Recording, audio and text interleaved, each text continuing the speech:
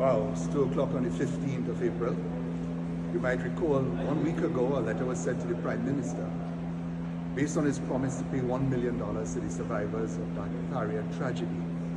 Yesterday, the deadline at 4 o'clock has passed. We've received no word officially from the Prime Minister or anyone on his behalf, notwithstanding that his office had in fact acknowledged the receipt of our letter. Maybe he's too caught up in the politicking to have taken a moment to consider the promise should have been met. But as they've said, many have said before, that a promise is a comfort, I shan't say to fools, but certainly to people in need. And I expect, given time, before the next election, I look forward to the Prime Minister finding conscience to deal with this matter. And if not, certainly the next government, from the 20th of April, will do what is right and proper for those family members who continue to suffer the infamy of what has happened, the pain and grief, and a promise by a Prime Minister not yet met.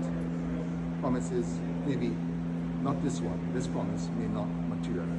Stuart Young, Trinidad and Tobago will never forget that you are the person that left our 5 divers to die in the pipeline in the tragic Paria incident 3 years ago. These men were alive for 2 days trapped in a pipeline. The sole survivor, Christopher Boudram, who came out of the pipeline to beg for help for his friends, did not receive any help. You gave the command for them not to go in that pipeline and rescue the divers. And then when they died inside there, you flushed them out like garbage. And on top of that, you and your mentor, Rowley, didn't give the families any compensation. Or they preferred to spend $50 million in a commission of inquiry to pay all your lawyers big money than to give the divers' families any kind of assistance. That is the kind of evil person you are, Stuart Young. And now, because only hearing Kamala say the first thing she's going to do if she win the election is give the divers, the families, compensation for what I had to go through. Now 3 years later, right before the election, you saying you're going to give the divers and them some money, the families some money, after the families of these divers had to suffer more than 3 years with nothing, no assistance from the government. Wives and children of these divers were treated like dogs by earlier.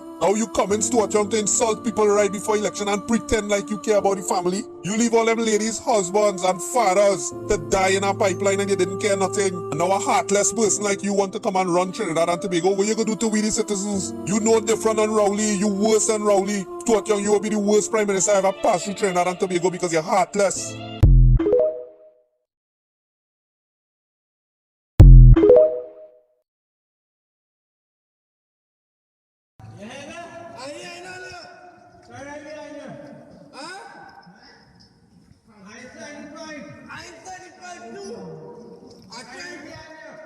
I'm trying to come up.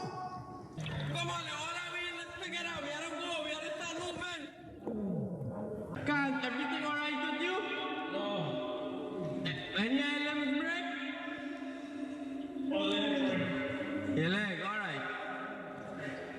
Fight. Anything happen to you? Yeah. A fight? No way. Can't. Anything happen to you? Yusuf, anything happen to you? Yeah, boy. What happened? The government of Trinidad and Tobago is going to make an ex gratia payment, which means without any admission of liability. And we're going to make ex gratia payments of $1 million to each of the families of the deceased divers and to Mr. Boudram. Agree with me that the information you could have got from Mr. Boudram was to find out whether there was any obstruction in the pipeline to prevent any divers from going into the pipeline to rescue the men.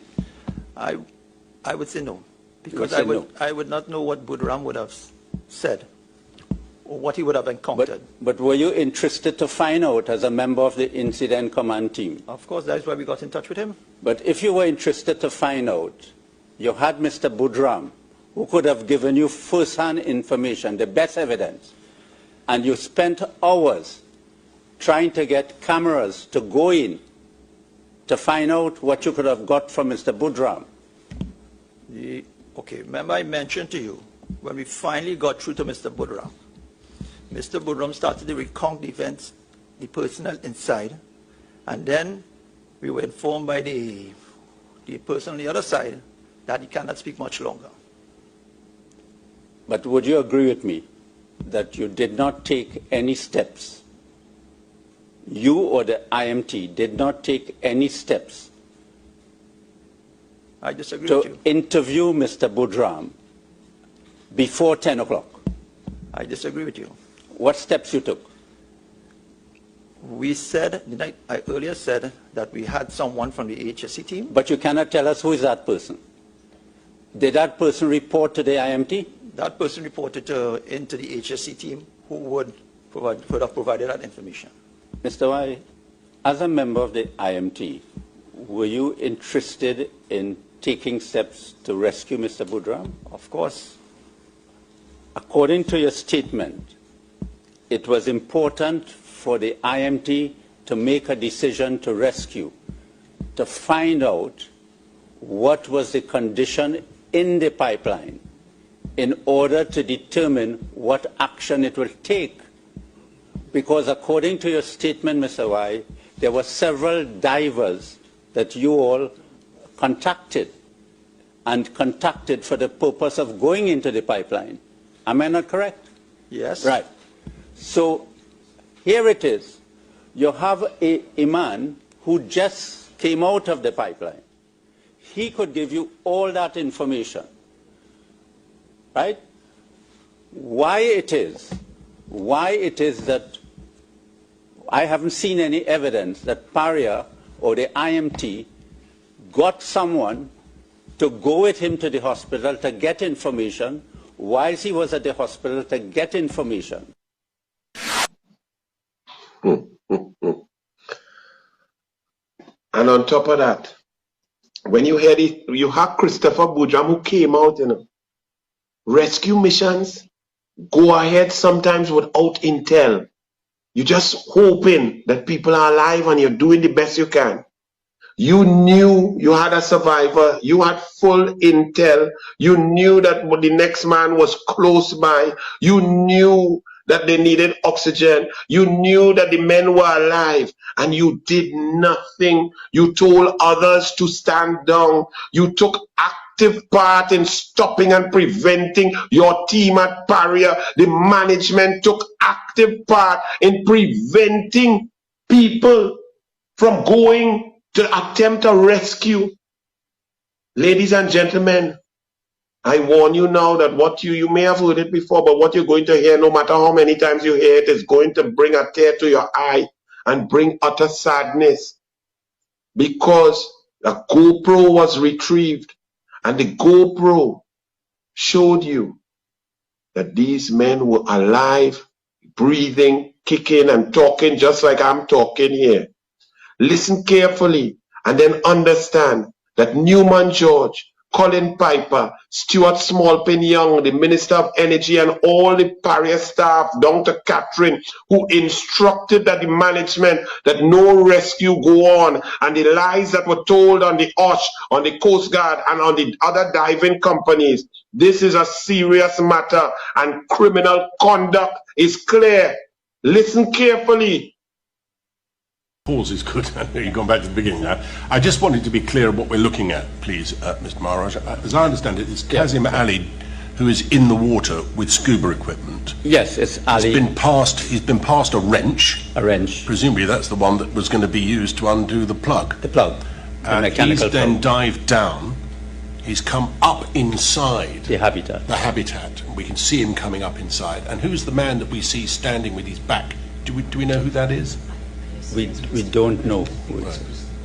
But we think it's Christopher. It may be Christopher Budram. Oh, all right. So, and that's where we left it. I wonder if we can go back then, please, so that we know what we're looking at. Thank you.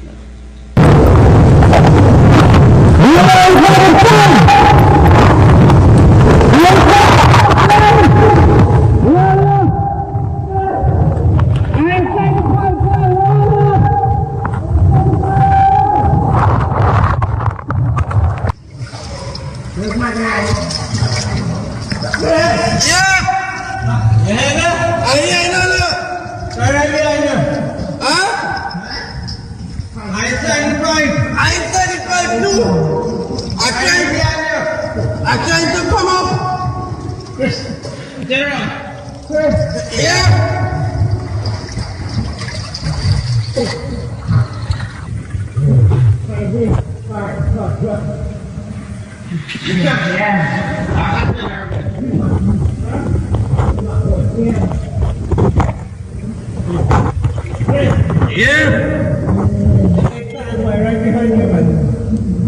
behind you? You're right behind me? You don't know when to come up?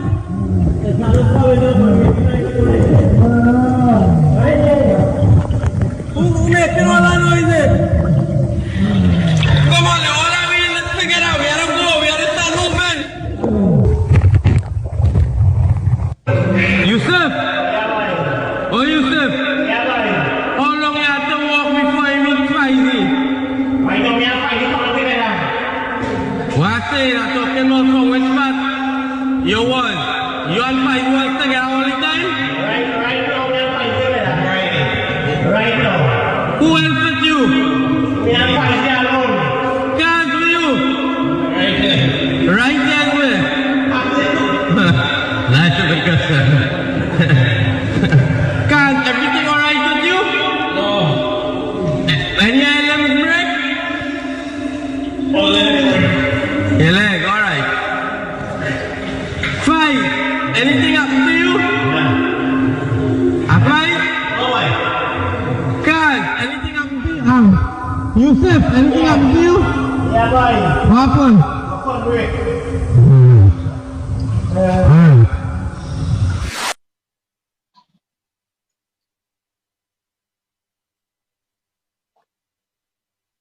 Keith Rowley, Stuart Young, Newman George, Colin Piper, Mushtaq Mohammed, and the rest of the Paria management.